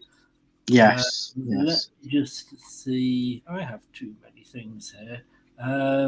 Player ratings. Here we go. Whoops, a daisy. Here we go. Static is back in. I have to go. Yes, I'm angry and very disappointed with what happened last night, but I now demand Arsenal to turn things around and get back to bring consistency in the league. You look, mate, it's yours to lose, in my opinion. I think Arsenal, and we have had banter with Arsenal fans. We know you love any Leicester player that you can get your hands on, but it's making a change from Manchester City winning it all the time. You've not done it for a while. We've won this more recently than you have. I think it is yours to lose. It is yours to lose this season. So go on and win it. Gray says, more Sky drivel. Yes, indeed. Chris, well done again for today. And you take care as well, Static. Take care, buddy. It's been a while. Take care, buddy. And good luck, like I say, in the league. Right. Okay. So here we go. And we'll have a look how it compares to what the gentleman who works for the Mercury, Jordan Blackwell, has given them. So we're going to start with Daniel Everson. Thoughts on this one? He didn't have a lot to do, but he kept his eye on things. He had that spillage at the end, but he's straight on it. And to be fair, he had all the time in the world, realistically, with the defence in front of him, holding players off. He was never really in trouble of a Walsall player getting on it. But you do have your heart in your mouth as you see it happen, because it does seem to happen in slow motion. Yeah. And it ended 0-0. I'd probably give him a 6, but I'm going to give him a 7 because he had a good game. He just didn't have a lot to do. It's not his fault he didn't have a lot to do. But what he did do, he did well. Well, Jordan Blackwell says 4 appearances and 4 clean sheets. The Dane had to make a good low save early on and then pulled off a spectacular stop for a Walsall chance that turned out to be offside. He came out of his goal well too to sweep up behind. Like I say, he did make that good decision. And he's given him 7 as well. And I'd probably say I have to agree with you on that one. Now then, Mr. Castagna. It was good to see Timothy Castagna not back to his best, but back to doing what he does well. And anybody who's a regular to this part of the show knows I've not been so much critical of him, but I've knocked him down a few ratings because he's not been showing both sides of his game, and I don't know if that's been instructed or what. I'm hoping something's changed for the better in that, because it was nice to see Castagna getting in good positions. He was involved in a lot of good build-up play throughout in the first and second half for what we were able to create.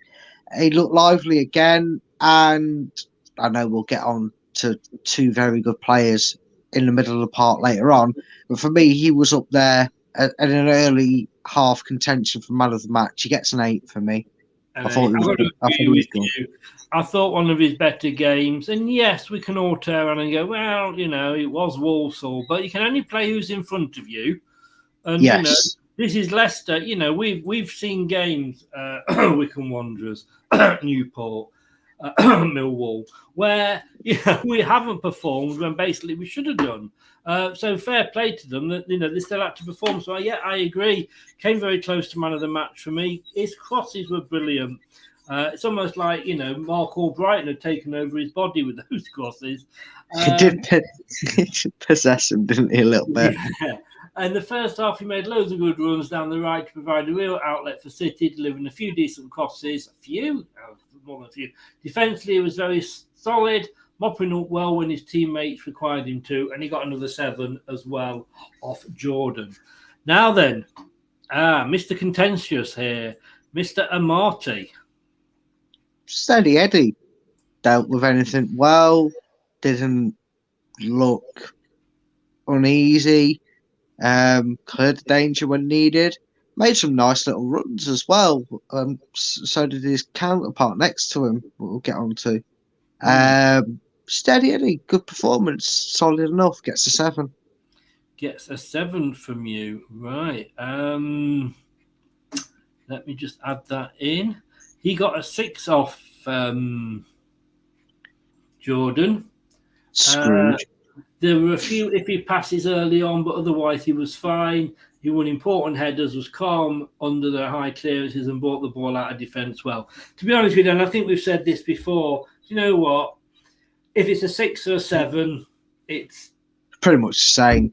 It is. If it's a 7 and an 8, it's pretty much just, if it's a 3 or you're splitting hairs if you are arguing over that. So yeah, I agree. 6 or 7 probably edges the 7 for me as well, because I didn't see a mistake in him today. I've got to be honest with you. Right, we are up to Mr. FaZe. So I know.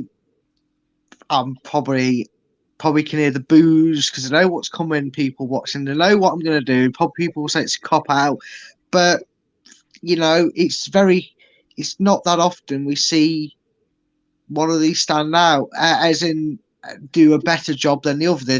They complement each other quite well when they're on song. We've seen them when they played on song. That 4 or 5 game spell where they were the "Thou shall not pass" combination. Well, FaZe look a lot more accomplished. I would argue he was more David Luiz. Like I thought at one point he was taking on an amazing run. He reminded me of the runs that the French Voldemort used to make when he was driving forward. I thought he was going to have. He had a few shots as well from the edge of the box today. Well, I've never seen him go forward, apart from corners, obviously. But I've not seen him go as forward as that for today. No. And again, Marty got more forward than I've seen him today. He was obviously, you then could argue that we had them on the back foot. They probably don't get the same freedom that they got today in the Premier League. But it was nice to see that in tandem we got there. I was contemplating an 8, but I'm going to give them a 7 because I think they both did their jobs very well. And with me and centre-back parents, I tend to put them on the same wavelength because if one performs good, the other one tends to. So he got a 7 off Jordan. His best game in a while. He showed a good range of passing out from the back and dribbled forward well to commit Walsall players. He was often in the right position to clear crosses too, and got 7. I mean, let's not forget, guys, when you are watching this game and you are, you see us voting here for and grading these players. This is just for the one match. It's not a season thing. We're not saying he's had a bad season, so he gets a 4, even though he scored the hat-trick today. And we know that it was against Walsall, but we can only judge on the game that we've just seen, and that's what we're doing. And coming on to Lukey Thomas. Gray says FaZe did well today. David said before, Thomas for me may be suffering from being overplayed. I think you could well be right. And hopefully with Mr. Christian being bought, that will give him a bit of a break. Yeah, it will. And look, we know Brendan likes to rotate. And again, I don't mean to stress, stress the point again, but we do have 5 subs for a reason. So this could really benefit Thomas, especially with long-term absentee in James Justin. He's still going to get called upon to do it. This is probably one of them where I feel a little bit harsh, but I'm going to give him a 6 because at some points he did stifle us a little bit with his almost muscle memory, if you will, to turn and face Iverson and face FaZe, instead of sometimes maybe taking that more advanced approach, which he did at times, and he did try and get himself in between Barnes and Dewsbury Hall at sometimes, but I did feel sometimes he maybe didn't read the room and made the wrong decision. Not that it never accounted to anything. It's not like he misplaced a pass and it gave Walsall a chance or anything, but he maybe just made the wrong option. So I'm going to give him a 6. I do feel a bit harsh because he didn't do anything wrong as such, but there was just a few times I thought. Be careful. We don't say, well, he's young and he's still learning. He's actually older than Christian that's come in. Yeah. And I just think that he could use this competition for his place because it's just needed. You like competition as well. Let's be honest with you as well, is that, he's a young lad. He's come in. he's had to do what he's had to do because we haven't had any other choices. Yeah, exactly. Especially in his early days. Yeah, and I'd have to say overall, he hasn't really let us down. You know, it's not like we're having to play, a Wurzel at the left back. You know, he's done as best as he can for us. Yeah. And he's done well enough to have kept an England left back at the team when they were both in the same squad. And he had to take over from that calibre of player that we had in Chilwell. I know he didn't leave on the best of terms with the club or a majority of the fans, which again, they kind of have the same negative trait that we just don't like about them, as they do concentrate more on a defensive side, and then they frustrate you when they show a bit of oomph going forward because you see what they're capable of, if you know what I mean. And it's kind of like, stop stifling your own development there and push on. And I think that's the thing we don't really want. He does seem to suit being the defender that we maybe put on with 20 minutes to go if we're wanting to make one of our sides a little bit more cautious and defensive, and that's maybe what Thomas needs with Christensen. And I think when Justin comes back, we could well be looking at a loan deal out. Who knows? But he got 5 off Jordan. Everything seemed a little bit of a struggle, or at least uncomfortable. He didn't quite have the composure of his teammates to make things look easy, so his play was a little bit rushed and haphazard. Pretty much, I mean, not 100 miles off what you were saying. I have a feeling you're going to have some disagreements with Jordan.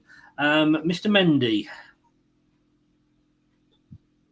I'm gonna. This might.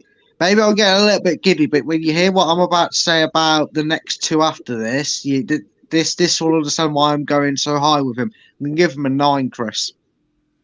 I think he was fantastic. Today he was, he was what we want from that midfield. It's what we become a bit accustomed to with Ndidi.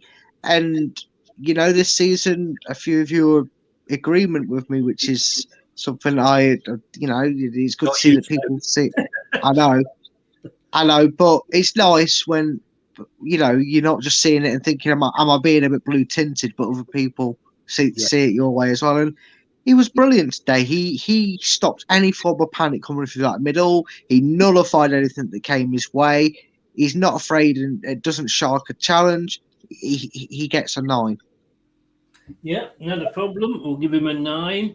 He got a 6 off Jordan. For the job he's needed for, he was very good. He kept things steady and played a few disguised passes to get City going forward too. He was put into heavy pressure late on though, and lost the ball. I think 6 is a bit harsh, but there we go. It's opinion. Yeah. And I might be being a bit generous, but I, at least his words are better than his numbers, Mr. Jordan. Yeah, that's great. Yeah. Mendy does a job. He does. And we've got to, where would we be without him? These are the questions we've got to ask. Yeah. Thomas is this, but where would we be without Thomas at the moment? Yeah. And I don't want to, and I know maybe a Roy Keane would go, that's his job. They'd say that's his, but he's got to do it well, and he does it well, and he played dividends because we're about to talk about a performance that maybe this rating I'm about to give will maybe explain why I maybe inflate the numbers of the players that played either side of him. Well, I was watching this, and all right, allowing for the fact that a penalty is a penalty, and we won at the end of the day, so it didn't cost us, and he had the balls to go up and take the penalty. I wouldn't, But I said during the game, please, will somebody just come in and buy Yuri Tillemans? Because to me, his bolt's been shot. It's time for him to move on. He's just, I've often left jobs and handed my notice in. And when you go up and you get the buzz of handing your notice in, and saying, I'm going, and then everybody's coming out and saying, like, oh, you've handed your notice in, where you go? And then you've got that lull for 4 weeks until you actually leave. All you're doing is treading water. And I hadn't said this about Tielemans before the World Cup, and I think we said it early, didn't we? I can't remember whether it was off camera or during camera. After what happened with Soyuncu, has the same happened to him? Because to me, it's almost like he's just treading water now. Like, I've got a few months to go. Let's just get it out of the way. So, and I did say, I can't remember my exact words on the watch along, but it was on the lines of like, I'm going to be interested to see what Brad gives him tonight, because if he gives him a higher than a beep beep, we are going to fall out. So let's see if you were as unimpressed with him as I was. Yeah, and David, his comment there, I agree. Maybe I am inflating it a little bit, but it's to compensate. And this is why I put him as a 9, and this is why I'm going to give the rating I'm going to give to Dewsbury Hall, which follows Yuri. And that is because you have to remember, Leicester essentially at points in this game, it felt like they won the game with 10 men. Now, not always, because he had moments. And he did look like he was trying, as in he tried to make passes work. He tried to make shots work, but it just was not happening. And unfortunately for Yuri, we said this earlier in the show, Chris, and you made that exact point in the show earlier as well about him and Soyuncu pre and post World Cup and how it's affected them. Mentally, he just looks checked out. He's like he's trying to get the engine to tick, but he's not realised he's not turned the key. And he can't understand why it's not clicking and why it just won't work for him.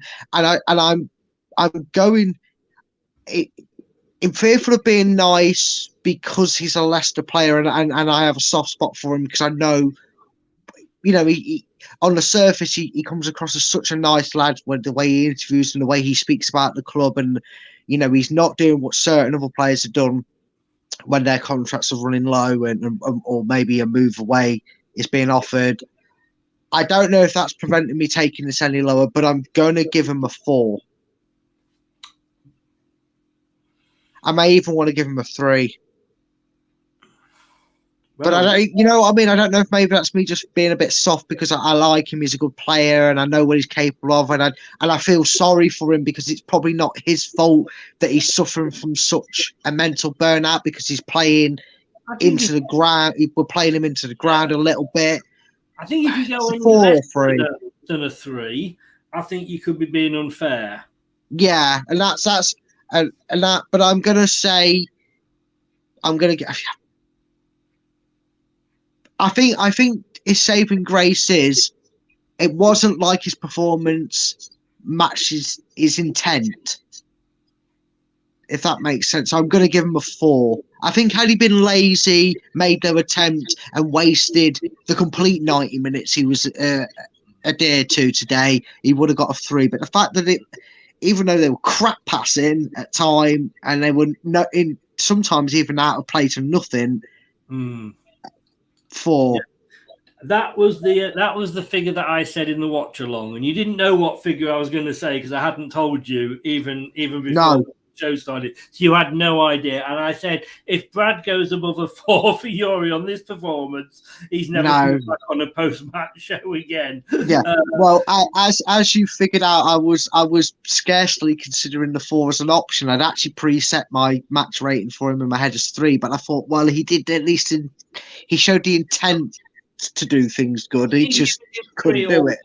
Like I said, it's and he needs to be dropped. But we've said that enough this season, and it's clearly not going to happen. But he does need to spend 3, 4, maybe even 5 games where he's told to take a rest and look on. And he has played a lot of games as well. But no, I like I say, whether it's a 3 or a 4, it's 6 of one and half a dozen of the other, isn't it? Like we said earlier. David said, Chris, I actually think that's the perfect way to describe Yuri. Treading water, just adequate really for someone with abilities. Time to go, 4 for him as well. So we're all happy because we're all in agreement. I know. Except Jordan. except Jordan, who gave him a 5. But we'll allow Oh, that. go. No, skip. No, I don't care. It's irrelevant. He's over it. No, Jordan, Mr. Jordan. Come on, move on. Next one. No. Okay, I think if you win the Euro Millions, you could maybe pay half of his. Yeah, I don't think we have the 75 million valuation. No, is that what Chelsea got 60 turned down, and they've just gone back with 70? So, yes, a little bit out of our league, I do believe. We talked about them, didn't we? And again, I can't remember if it was before the show or maybe at a point in the show where we said no. We did. I did mention the show saying it's a bit strange. All these midfield players suddenly are asking to leave Brighton considering their state. That's a weird one. Then Mr. Dewsbury Hall. I think this will now maybe now you've heard what I've said about Mendy and Tielemans. Maybe makes sense in my logic behind why I'm giving Mendy a 9, because I'm giving the same to Dewsbury Hall. Because whilst Ndidi, it's because we've been praising Mendy so much. I'll try that again. Whilst Tielemans showed intent and had a bad game, and that you have to then remember that the other two players that played in that midfield and Pratt when he came on. But the two that play next to him in that 3-man midfield, they have to do the work of two. Mendy made up for any of Yuri's defensive lacking duties that he didn't do well or didn't quite make or lost the ball after winning it back. And Dewsbury Hall, I said it when you initially posted Alan's man of the match, and I know it's a spoiler alert. I'm sorry, but I think it's fairly obvious. I don't think anybody else gave anything different. Cue Jordan Blackwell to name Yuri Tielemans man of the match. I kid. I said that tongue in cheek because he gave him a 5 before anyone comes at me. I know. I wasn't rising to that. I know you were. I can see the smile on your face creeping on your mouth. But in all seriousness, I put it on the tweet that you put out that he ran that midfield today, because he had to, and Mendy did the job alongside him, which is why I'm giving them both such high ratings, because they carried Tielemans through that 90 minutes and probably helped him out a lot in that sense because of the game he was having and the performance he was putting in. So, yeah, they deserve 9s for that reason. So, yeah, that's why they're both getting 9s. Yeah. Somebody else has just said on my Facebook site, job done, let's get some more in. I have not seen anything that is saying that he is signed. Like I said, there might be some people that that say something or know that parts of the deal have been done, but we just gotta wait. If only I knew a cleaner. Yeah. A cleaner's mother's cousin, twice removed from the King Power. Talking of Kieran Dewsbury Hall, got a 6 off Jordan. He looked out of sorts in the first half, he said, and didn't have an influence on the game. Yeah, interesting. Maybe it was a different game. Each their own on how they see the game, but I don't think it can't be. Again, I jest. We know we can get 11 people looking at that game, and they all pick a different man of the match, and they all give different ratings. Yeah, that's why we love football. It is all about opinions. It's very true. I know Jordan. He's been on the show a few times, so I won't be on his Christmas card list if he ever hears my post-match comments of him. No, I don't think you would. He did say, "Do I know where you live?" Last time I spoke to him, but I didn't. I kept it quiet. Mr. Maddison, his first start since the World Cup, limped off at one point, and I thought, heart in the mouth moments. Thing is, we knew we weren't going to get 90 minutes of Maddison. We knew this was, in a way, a risk, because of Leicester's track record when it comes to injuries. I'm still waiting to hear that Tete signed and then he's tripped up the step and he's broken his big toe. Because it just seems to go with Leicester's and injuries. We talked about the defender from Stoke last night who apparently is injured You know, we know that could always be a cover-up because they don't want to leak that there's something going on between a club and a player, sort of thing. Yeah. But you know, I jest a little bit. He gets a 7. Actually, you know what? No, I'm going to be a little bit critical here of Madders. I'm going to give him a 6. And the reason I'm going to give him a 6 is because, yes, he was only ever going to get 60, 70 minutes. He was still finding his feet. But I'm going to give him a 6 because although I don't think the yellow card was necessary, he wasn't doing himself any favours. And for 15 odd minutes of that first half, there was some incidents there. You're thinking, Madders, you're a walking red card right now with this referee. So yeah, for that Madders, I think, I'm going to give him a 6 because of that. Because he free kick to Walsall. It was on the near side in the second half, and Maddison was stood in front of the ball, so he wasn't letting them take it. And the referee was like really going at him. And I said on the thing, I said, God's sake, be careful, Maddison. With this referee, that's a yellow card. You could be off, you know. Like you say, he doesn't help himself, you know. And I don't get why there's all this arguing. For God's sake, you know, if a referee gives a decision, he isn't going to change his mind. Yeah. Unless something called VAR. Yeah, funny enough, unless it's been told to him by VAR to change his mind, I never in the history of football have I ever seen a referee. Actually, I would have seen in the history of football because there was that infamous Champions League game where he gave a penalty. Where I think it was Liverpool-Roma. Just quickly, Liverpool-Roma. He gave a penalty, then changed his mind and gave Liverpool a corner instead of it. But apart from maybe a very, very rare instance, never ever in the life of football have I ever, in my life either, seen a referee give a decision and a player's gone, no, it isn't. And the referee's gone, oh, yeah, you know what, you're right, it's not.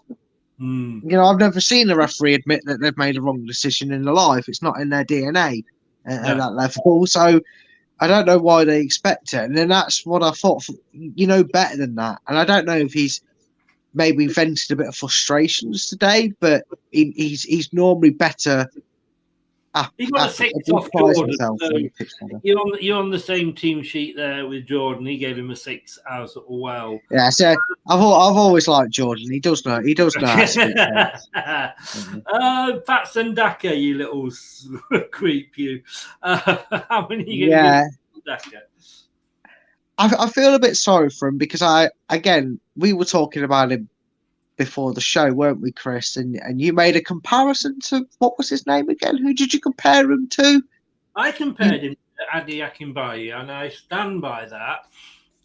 And let me explain because Brad, you know, I'd dig you into that one. He's trying to be a little bit of a naughty boy here, and he knows what he's doing. The thing with Adi Akinbaye was he was a Peter Taylor buy, so that immediately sort of tends to go against him. But let's be honest, he was out of his depth. He was never played. We never played to his strengths. You know, it's like asking Iheanacho to be the next Vardy. He's not. You know, but what you could never argue with, Akinbaye would run his socks off. And he would give you the effort. I mean, look, when he scored that goal and he took his top off. Oh, God, scared me. But you know what I mean? And that's what the feeling I'm getting with Daka is that he's running his socks off for the club, but it's just not going for him. Yeah, and the reason I did that, Chris, is it saves me the explanation of why I'm going to give him a 6. Because I can top that off nicely by saying he gets a 6 because I see where you're coming from in the comparison in the way you've made it with Akinbaye, because the major difference between him and Akinbaye though is I think he's just a goal away. He's just a goal away where he has a performance like that and he scores 2 in that game. We talk about it a lot, I know. Well, you mainly like to bring it up, and good on you for it. But that 4 in Moscow, he needs a Premier League performance where maybe he gets 6 chances and he scores 2 goals and he sets up a few and he gets a good run in the team. And he gets that confidence. I think he's only a gold purple patch away from finding finding his running a team, and then yeah. Well, and that's what he you needs. and Jordan are bosom buddies now because he gave Dak a 6 as well. Oh, stop copying me over now. Yeah. Copying my answers, Chris. You got his scores up. I think that's what you're doing. But no, I tell you the thing that annoys me about Daka is he goes down very, very easily. Yeah, but he's like 4 foot tall and he's the same width as a shredded wheat, bless him. And he's playing against defenders who are the size of Weetabix in comparison. You got to remember, he's only little. He's only a little bloke in terms of strike at heights, and he's got to learn to build. Yeah, maybe he's got to start having his Weetabix in the morning and have a good breakfast. I think Weetabix is about the same size as a shredded wheat. Well, okay. I was maybe thinking shredded, sorry, is what I was thinking when I said shredded wheat. Shredded wheat is shredded, fair enough. I just think he's looking for fouls that aren't there, to be honest with you. He's looking for fouls he's used to getting from the league he's been playing in. And again, I know time will eventually run out on patience that we allow for Daka, but running the team and coming up, I mean, he might not be. I hate to say it because I do like him, but there's nothing to suggest that he will come good right now because he's not having it. And the only thing that's going to change that is a run in the team and hopefully a purple patch. But right now, he doesn't look like he's got the confidence to back his ability to become good enough, Gray. So yeah, you're right with what you're saying, and maybe it's just the fact that I'm holding on to the fact that we've still yet to see him get a long run in the team that I'm giving him a 6 here. Harvey Barnes? Same problem with Harvey at the moment. He deals try and cut in, but he has to do it from the width. And I can't remember which one of the BBC commentators said it, but they made a very good point that I heard them say that. I think it was was it Stephen Warnock that was one of them? I can't remember. I never remember his name. He was certainly coming up on the BBC text. Yeah. It was the one that played for Aston Villa, the ex-player, and he said, Harvey, to credit to Harvey Barnes, and I was like, have you not been watching Harvey Barnes this season for us? But what he said made a lot of sense to describe how Harvey Barnes has kind of been utilised with Leicester. He said he's not afforded the freedom that Maddison's afforded on the right, and he's right. He isn't afforded the freedom that we asked for him. And in its contrast to it, and very strange, because when he was awarded that freedom, he had a blistering season in front of goal for us. He doesn't seem to be given the same license to thrill that Maddison is. And it does baffle me, but I've got to give him a 6 because of that, because he was glued to the left-hand side. Yeah. Right, let's give him... And he's a lot easier to stop when he does try to cut in from that, because people already know where his starting point is. Maddison, you don't know where he's going to be on the ball when he gets it, because he could be in the middle, he could be out wide. And I've got to be honest with you, quite often in that game, the balls that were being played through to him weren't the best quality. You know, I saw a couple of points, where the ball was played through for him to sort of run past the defender and try and cut in and get the ball across, but it was just too far ahead of him. There was that as well, and that didn't help with certain. Yeah, like you said, sometimes the supply to him was a bit strange. But then you also look at it and going, well, why was that player expecting Barnes to be there? That's where you look at the question, and then it is what it is. We all know what Harvey Barnes is capable of on his day, and that might be the frustration we have. But it has to be on his day. If he's not, this is the Harvey Barnes performance, unfortunately, we get. Yes, indeed. 12 minutes in, it's Preston 0, Tottenham 0. Go on, Preston. Let's just quickly go through the substitutes all together. Christensen, Pratt and Inacho. Christensen gets 6. The one critique I had about Thomas, Christensen doesn't have. He drove forward, gets 6.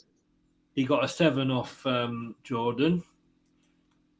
Overhyped, that Jordan. No, he got a 6, my bad. I see, always loved Jordan. He doesn't overhype a player. Two bosom buddies now. He got a 6.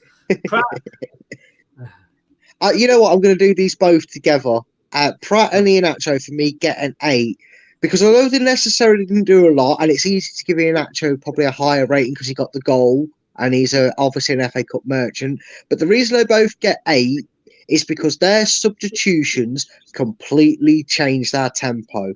We looked a hell of a lot more aggressive going forward and a lot more quicker and getting forward. You look at the chances we create through that game, I would say 80% of them felt like they came in that second half. And you know what? Like we said, a bit more confidence. We don't hit them straight at the keeper. We win that game 3 or 4-0 in the second half. And they changed the dynamic and tempo of the game. So, yeah, they both get the same rating for me. They get an 8. Pratt got a 6, Lively as usual, and Iheanacho got a 7, and Jordan just said, he's done it again. Yeah. There's nothing else you can add to that, is there? But there we go. Those are, well, we agreed on most of them. I was a bit concerned regarding where you were going to go with Yuri, as you know, but we did agree. But Villa next week. Let's just run through all the scores from today then. It was Accrington 1, Leeds 3, Walsall 0, Leicester City 1. Blackburn 2, Birmingham 2. That's going to a replay. I said that would go to a replay. I said that would go. Oh. Anthony will be happy. Bristol City 3, West Brom 0. Hey. Fulham, next round, Bristol City at home. Yeah. Return of Nigel Pearson. That would be nice. Fulham got an equaliser 1-1 with Sunderland, but apparently Sunderland were the better team there. Dan drove all the way down. Well, I didn't know as we drove. His good lady drove. Kate drove all the way down with, I think, 2 or 3 kids in the car to Ipswich to watch a 0-0. Ipswich 0. Oh, I might have to have a word with Dan because he did an FA Cup prediction, so I jumped on and I actually think I said maybe 1-1 in that. So I can do it in the FA Cup. This is the one cup competition I seem to be able to have a say in. Yes, you're not doing so well in the. No, let me not rub it in. Yeah. moving on. Luton 2, Grimsby 2. There we go. There's been a lot of draws. Sheffield Wednesday 1, Fleetwood 1. And, Southampton beat Blackpool 2-1. So, Blackpool, who knocked... Was it they knocked out? Remind me, Brad.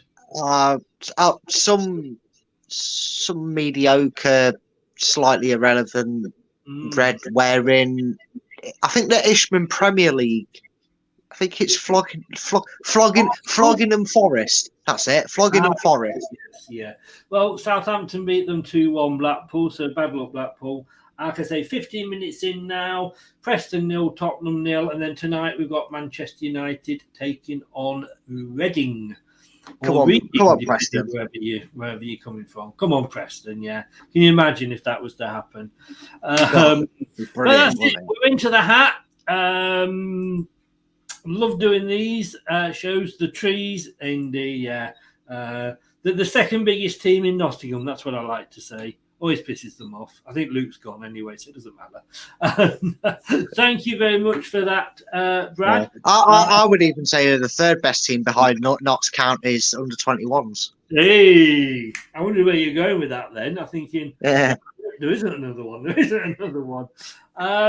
Hopefully you're going to pop in on Tuesday for the deadline day special. Yes, I shall make an appearance. No doubt to maybe just come on and up the swear jar when I get the next sense to say that we haven't got to have me deeper here for when you were on.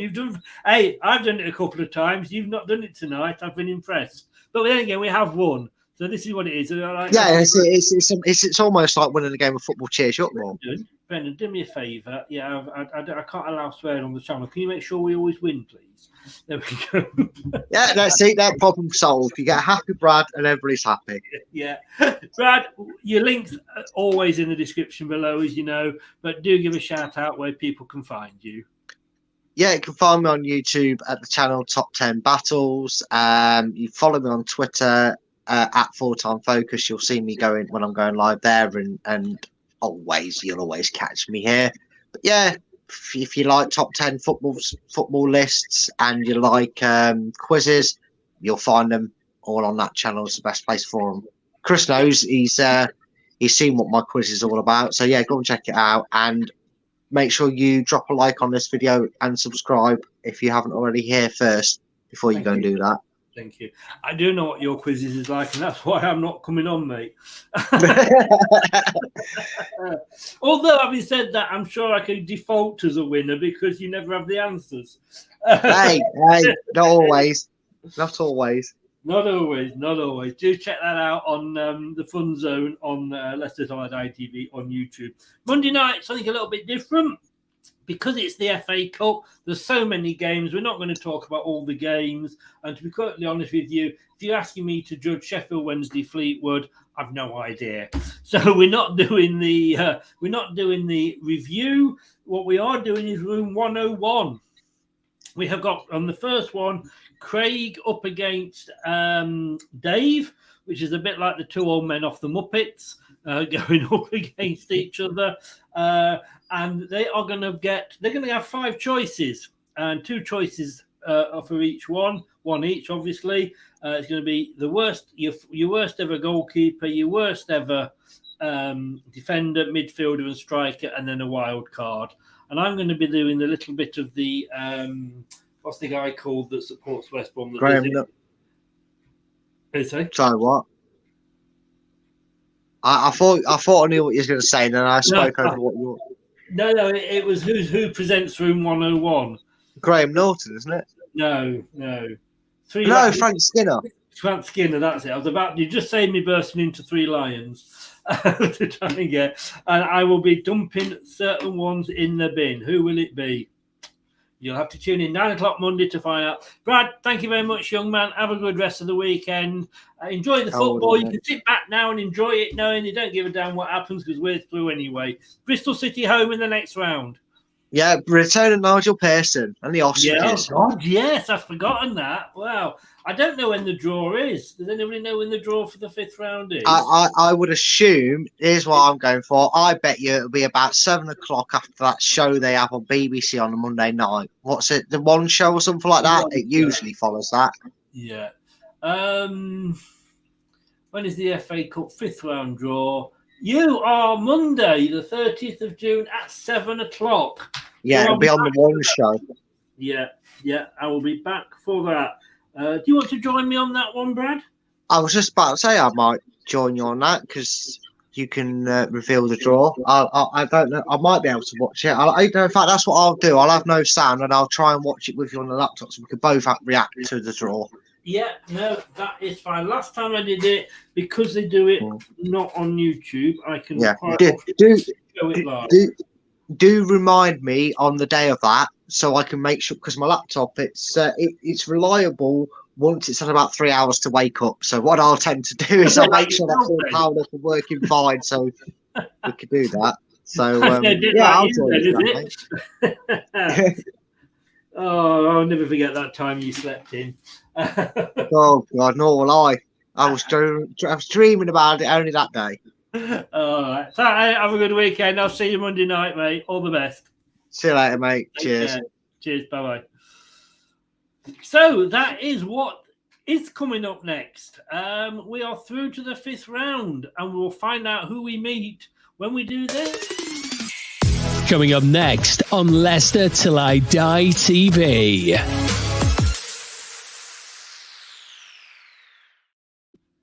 £7 Monday, we are doing the draw, covering the draw as you just heard for the FA Cup.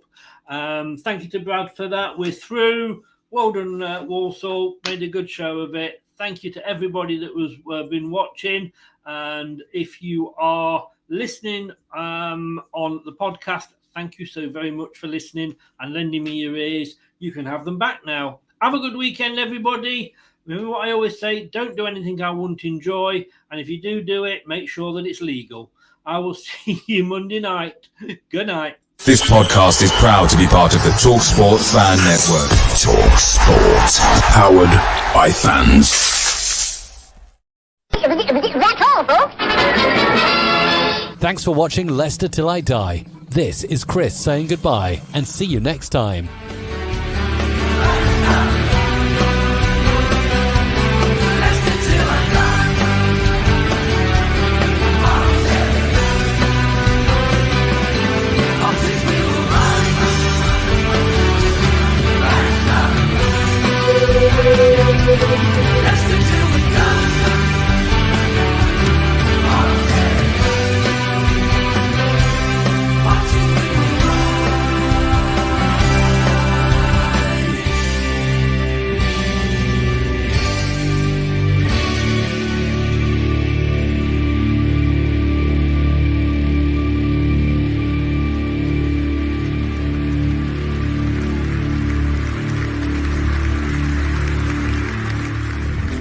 Thanks for watching.